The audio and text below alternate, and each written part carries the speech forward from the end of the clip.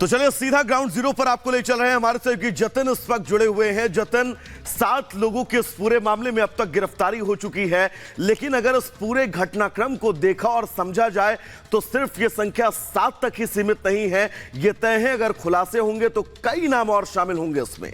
जतिन, आज बिल्कुल और भी लोगों की गिरफ्तारी इस पूरे मामले में सीबीआई कर सकती है, लेकिन जिन 7 लोगों को गिरफ्तार किया गया है वो बड़े चौंकाने वाले खुलासे कर रहे हैं। 2 बड़ी बात इस इन्वेस्टिगेशन में निकलकर सामने आई। एक, ऑनलाइन बच्चों का सौदा किया जाता था और ये उस तर्ज पर किया जाता था जो कि सरकारी वेबसाइट है। आपको बता दें, किसी बच्चे को अगर आप अडॉप्ट करते हैं तो उसके लिए कड़े नियम कानून है और उसी तर्ज पर वो वेबसाइट बनाई गई थी लोगों को लुभाने के लिए और ये बताने के लिए कि वो कोई इलीगल काम नहीं कर रहे हैं। और दूसरी सबसे बड़ी बात जो जांच में सामने आई है कि सैरोगेसी के जरिए ये बच्चों को लिया करते थे, मजबूरी का फायदा उठाते थे। बहुत कम पैसे उन माँ बाप को दिया जाता था जिनके बच्चे उनसे लिए जाते थे। और जिस तरीके से 2 लोगों के नाम इसमें सबसे आगे आए हैं, नीरज और इंदू। नीरज एक हॉस्पिटल का वार्ड बॉय है, वो उन लोगों को चिन्हित करता था जिनको पैसों की जरूरत है और सैरोगेसी के जरिए उनसे बच्चे जो है वो लिए जा सके। आप इससे अंदाजा लगाइए कि 1 महीने में 10 बच्चों का ये लोग सौदा कर चुके हैं और ये कब से नेटवर्क चल रहा था इसको खंगालने की अब सीबीआई कोशिश कर रही है। ये भी जांच की जा रही है कि क्या ये नेटवर्क सिर्फ दिल्ली एनसीआर तक सीमित था या देश के दूसरे राज्यों में भी इसी तरीके के इनके जो लोग हैं वो शामिल है। यही कारण है कि जो 7 आरोपी हैं उनकी पुलिस ने, सीबीआई ने रिमांड ली है, उन सभी से पूछताछ की जा रही है। साथ ही जिन जिन लोकेशंस के बारे में ये 7 बता रहे हैं उन लोकेशंस पर भी लोकल पुलिस जो है उनको एक्टिव किया जा रहा है ताकि वहां से भी इस पूरे मामले में जो जानकारी है वो ली जा सके। आपको बता दें कि रंगे हाथों इंदू को गिरफ्तार किया गया। इंदू के पास जब सीबीआई की टीम पहुंची तो वहां से 2 बच्चे रेस्क्यू किए गए जो कि दिल्ली के केशवपुरम इलाके में, और केशवपुरम इलाका वो इलाका है जो बेहद पॉश इलाका है। तो आप इसी से समझिए कि ये उन इलाकों में इस तरीके से चाइल्ड ट्रैफिकिंग बिल्कुल जतिन, यानी कि पूरा नक्शेस, कैसे बच्चे को उठाना है, कैसे उसका सौदा करना है, कहां पर बच्चों को पहुंचाना है और किस तरह से उन कस्टमर्स को लुभाना है, ये भली बात ही जानते थे और जिसके चलते इस पूरे घटनाक्रम को, इस साजिश को अंजाम दिया जा रहा था। फिलहाल आपका बहुत बहुत शुक्रिया इस तमाम जरूरी अपडेट्स के लिए। आगे बढ़ेंगे और बड़ी खबर अपने दर्शकों को बता दें। दरअसल नोएडा से यह बड़ी खबर है जहां पर जीआईपी मॉल के वाटर पार्क में डूबने से एक शख्स की मौत हुई है। बड़ी खबर उत्तर प्रदेश के नोएडा से, जहां पर पॉश इलाके में मौजूद जीआईपी मॉल और इसमें मौजूद वाटर पार्क, जहां पर डूबने से एक शख्स की मौत हुई है। बताया जा रहा है कि वाटर पार्क में सुरक्षा के पुख्ता इंतजाम नहीं थे।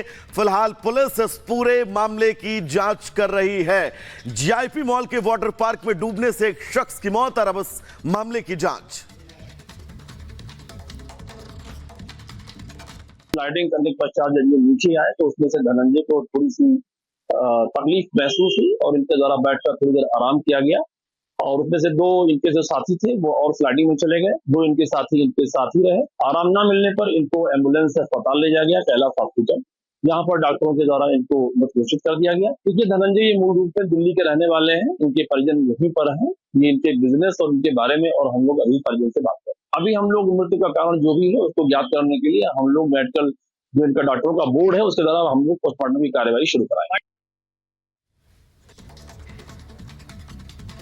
और सीधे ग्राउंड जीरो से लोमस हमारे सहयोगी हमारे साथ जुड़ गए, उनके पास जाना चाहेंगे। लोमस, ये बहुत बड़ी लापरवाही है मॉल प्रबंधन की।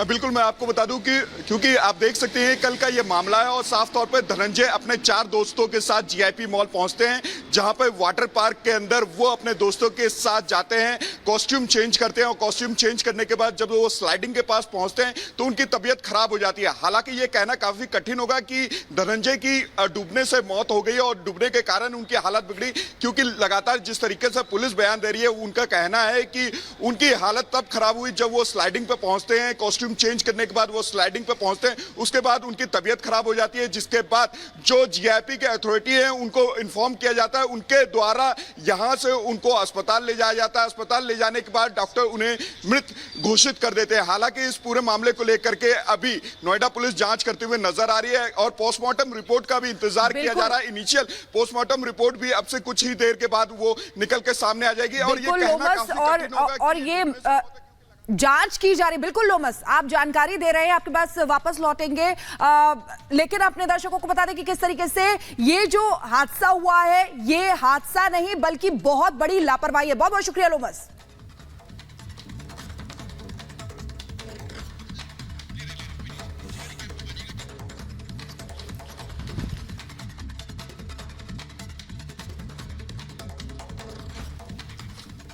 और इधर यूपी के सुल्तानपुर में सरेआम मर्डर हुआ है। आरोपियों की गिरफ्तारी के लिए पुलिस की दबिश जारी है।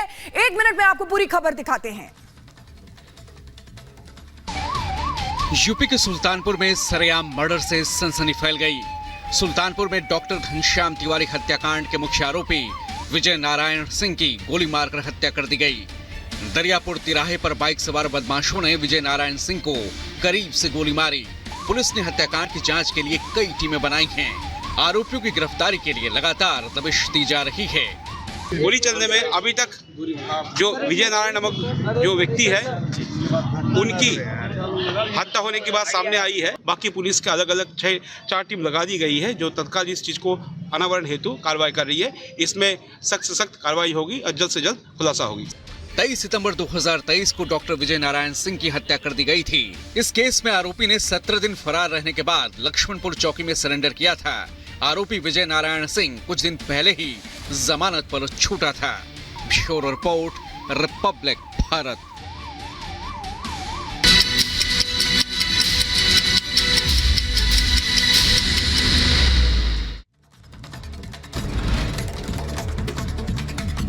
और अब 2 मिनट में भारत। बिहार के भागलपुर में देर रात दिखा भीषण आग का तांडव। भागलपुर के नगर निगम परिसर में रखे कूड़े के ढेर में लगी भीषण आग। घटना के बाद इलाके में अफरा तफरी का माहौल। कड़ी मशक्कत के बाद दमकल की गाड़ियों ने आग पर काबू पाया। आग लगने की वजह से नगर निगम में खड़े 2 कूड़ा वाहन भी जलकर खाक हो गए। उत्तर प्रदेश के जौनपुर में बिजली विभाग की बड़ी लापरवाही सामने आई है। 20 सड़क में भीषण आग का तांडव दिखा। हालांकि चिंगारी से गेहूं से भरे पिकअप वैन में भी भीषण आग लग गई। बिजली के लटके हुए तार से चिंगारी ने पकड़ी आग। तेजी बाजार थाना क्षेत्र के गोहदा गांव की घटना। स्थानीय लोगों ने बिजली विभाग पर लापरवाही के सवाल उठाए। फिलहाल हादसे में किसी के हताहत होने की खबर नहीं। यूपी के सुल्तानपुर जिले में बहुचर्चित डॉक्टर घनश्याम तिवारी हत्याकांड के आरोपी की गोली मारकर हत्या से हड़कंप मच गया है। आरोपी विजय नारायण सिंह की गोली मारकर हत्या की गई। बाइक सवार बदमाशों ने ताबड़तोड़ गोली मारकर हत्या की है। पुलिस ने मामला दर्ज कर जांच शुरू कर दी है। घनश्याम तिवारी हत्याकांड में जमानत पर था विजय नारायण सिंह। घनश्याम तिवारी की हत्या के 17 दिन तक फरार रहने के बाद विजय ने किया था सरेंडर। उत्तर प्रदेश के फतेहपुर से हैरान कर देने वाली घटना आई सामने। 35 साल के शख्स के साथ लाठियों से पीट पीट कर की गई हत्या। मृतक की पहचान रामू हाड़ा के नाम से की गई है। दरअसल गेहूं की फसल काटते समय शख्स पर हमलावरों ने हमला किया। पुलिस ने परिवार की शिकायत पर हत्या का मामला दर्ज कर लिया है। पुलिस के मुताबिक हत्याकांड में शामिल आरोपियों की तलाश जारी है। अभी तक हत्या करने की असली वजह सामने नहीं आई है। नोएडा के जीआईपी मॉल के वाटर पार्क में युवक की डूबने से मौत हो गई। 25 साल के धनंजय नाम के युवक की मौत हुई है। अपने दोस्तों के साथ वाटर पार्क में घूमने आया था मृतक युवक। पुलिस ने युवक की बॉडी को कब्जे में लेकर पोस्टमार्टम के लिए भेज दिया है। सेक्टर 39 थाना क्षेत्र के मॉल में यह घटना हुई है। पुलिस मॉल के सुरक्षा इंतजामों की